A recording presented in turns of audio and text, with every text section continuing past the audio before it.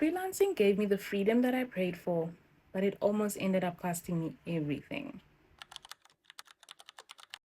In 2021, I didn't start my business out of a grand idea. I started out of survival, to be very honest with you. I had just been retrenched, I had bills to pay, there was so much going on, and I was honestly stuck in survival mode. And in that season of hustling as a freelancer, I thought that was just the price of entry. But here's the truth I had to learn the hard way. You cannot build a sustainable foundation on fear. My nervous system was still operating in 2021 while I was trying to thrive and scale in my business in 2025. And the two obviously didn't go together at all. I spent years as a VA and a social media manager working in my business, but I was never actually working on my business.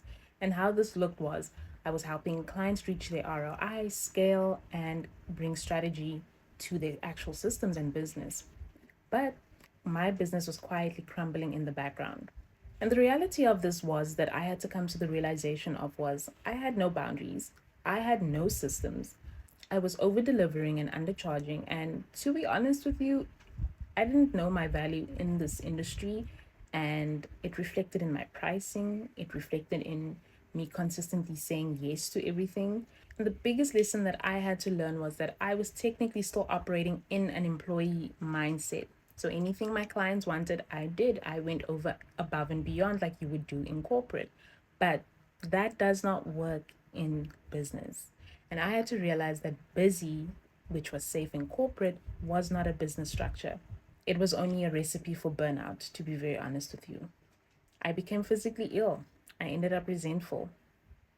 And I started questioning, am I even in the right industry? Do I continue on with this journey of freelancing? And so it seemed like I traded in a 9 to 5 for a 24/7. And I was slowly losing my spark.